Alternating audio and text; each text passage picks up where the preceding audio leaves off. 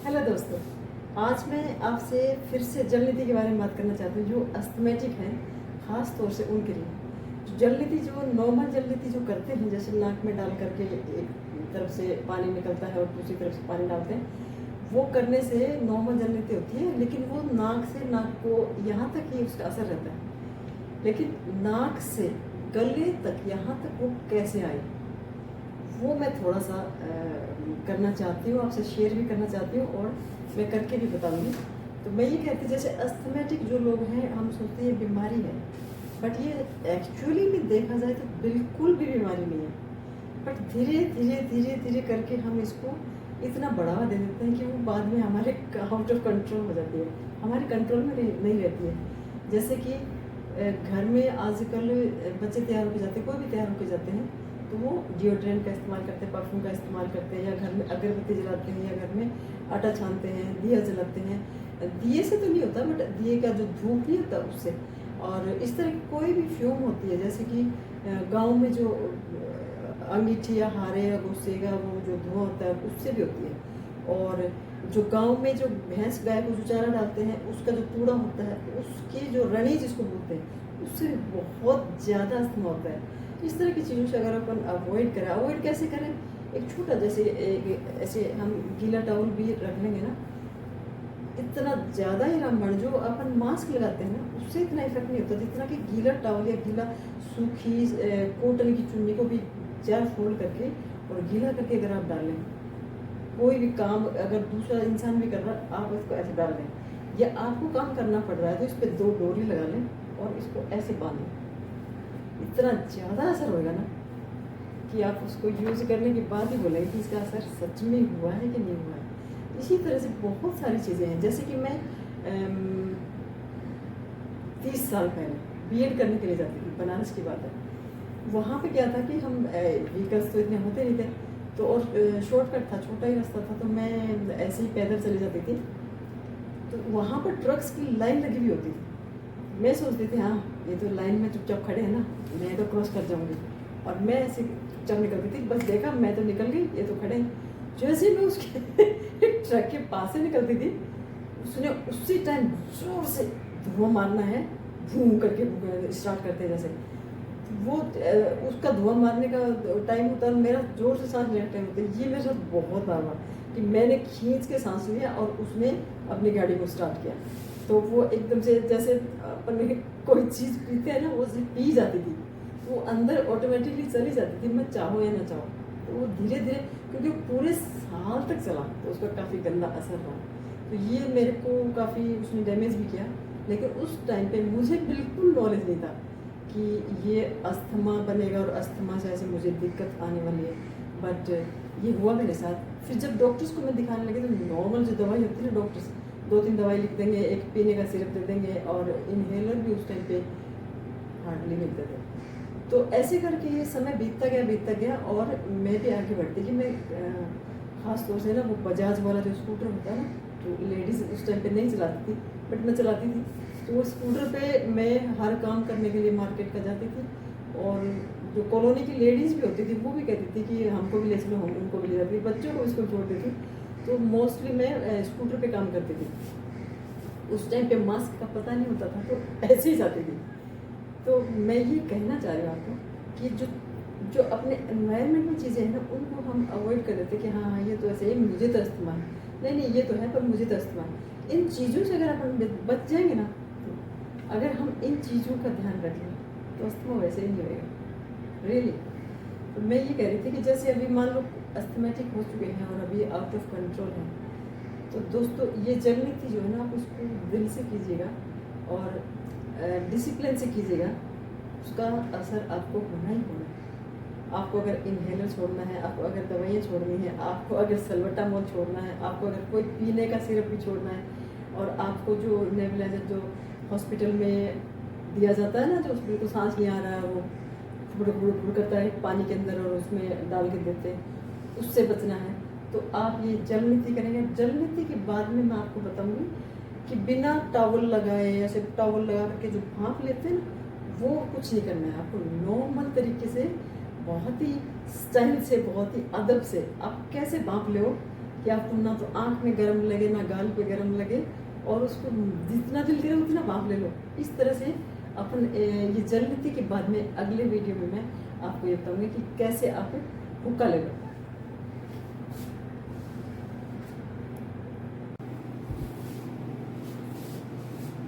मेरा ये जल नीति का लोटा, ये जल नीति का पानी इसमें मैं लेके आई हूँ, लुकवार्म वाटर है, उसमें एक पिंच छोटा सा लगा लो इतना सा दाना हल्दी का, और 2 पिंच सॉल्ट डाला है, 2 बूंद नींबू का डाला है, नींबू का रस, और मैं इसको छान करके भर करके लेके आई हूँ। ये देखो, तो अब अपन इसको करते हैं और इसका रिजल्ट आपको मिलेगा जब आप खुद करेंगे।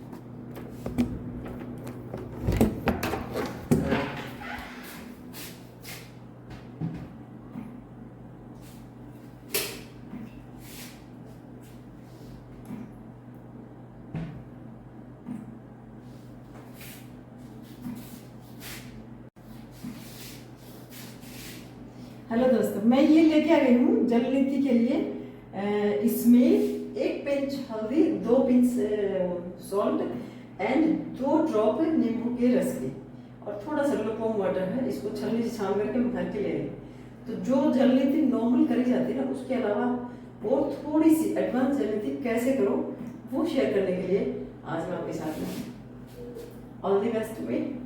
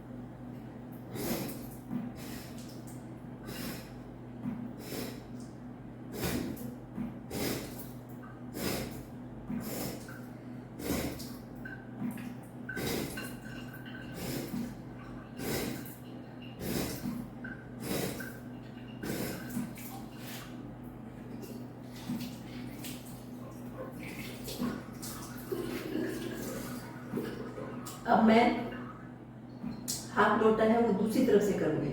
आपने देखा ना कि जो पानी था वो नाक से निकल रहा है, उससे ही आपको पता चलेगा। जैसे नाक से निकलेगा ना तो आप अंदर उसको घिट लेंगे दूसरी वाली नाक से।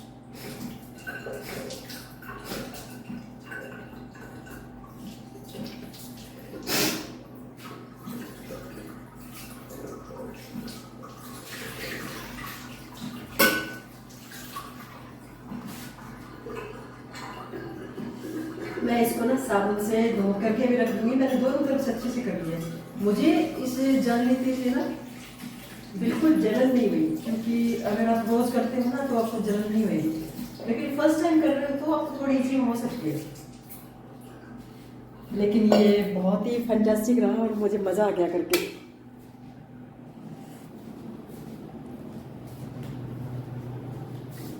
जैसे अभी मैंने जड़नीति की, तो जड़नीति करने के टाइम पर जैसे आप जड़नीति कर रहे हो ना, ऐसे कर रहे हो, ऐसे करके उस पानी को अंदर जाने दो। और जैसे अपन कुछ पानी गिरते हैं ना, पानी को अंदर लेते हैं,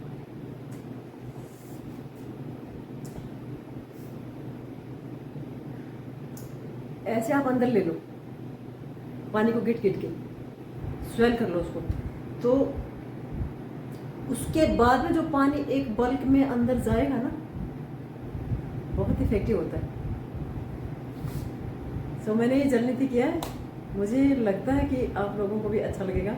और मैंने अपना डेमो दे के दिखाया है, इसलिए नहीं कि आप इसको देखो और मुझे लाइक करो, नहीं, इसलिए कि मैं सच में इससे बहुत ज़्यादा परेशान रही हूँ। और मुझे ऐसा लगता था कि जैसे जैसे उम्र आगे जा रही है, तो क्या मैं इस चीज़ से इतनी परेशान हो जाऊँगी कि मैं बेड रिडन हो जाऊँगी, क्या थोड़े दिनों के बाद में मैं अवॉइड होने लग जाऊँगी कि भाई मैं तो अस्थमैटिक हूँ, मैं कहीं नहीं जा सकती, मैं तो अस्थमैटिक हूँ, ओहो मैं तो उधर भी नहीं जा सकती, उधर तो वो चल रहा है, उधर तो अगरबत्ती चल रही है, उधर तो गाड़ी का धुआं चल रहा है। ये सब चीज़ों से बचने के लिए मैंने बहुत ज़्यादा मेहनत करी है। तो इसके लिए मैं आपसे ये कह रही हूँ कि मेरे जो फादर थे, अनफॉर्चुनेटली वो अस्थमा से गए। वो बिल्कुल नहीं सुनते थे हमारे कि ये प्रिकॉशन ले लो, आप इस चीज़ का ध्यान रख लो। आप ब्लैंकेट वो हमेशा बेड पे रखते थे, और ब्लैंकेट, और वो भी राजस्थान में धूल तो उसमें गिरती है, पर वो हम उठा के रख देंगे साइड में, कुछ भी कर देंगे तो वापस ला के उसमें बिछा करके बेड पे डाल करके स्प्रेड करके फिर ही उसको अच्छा लगता था। तो और गांव में बहुत आंधी, धूल, डस्ट ये बहुत होता है। जब फसल कटती है तो उसका जो डस्ट होता है उसका भी बहुत ज़बरदस्त। आजकल मैं सुनती हूँ कि मोस्टली लोगों को गांव में अस्थमेटिक होने लगे, अस्थमा होने लग गया है। ये चीज़ें जो है, अभी भी मैं गांव में भी बात करती हूँ ना, तो कहते हैं भाई फलाने को तो अस्थमा हो गया, उसको तो बहुत ज़्यादा ओहो को अस्थमा हो गया, बट वो सुनने के लिए रेडी नहीं है कि अस्थमा हो गया तो आप कैसे अपने आप को प्रिवेंट कर सकते हैं, क्योर कर सकते हैं, ध्यान रख सकते हैं। ये आप लोगों से मैंने शेयर किया क्योंकि मुझे लगता है कि आप मेरी बात समझ रहे हैं। That's it, thank you.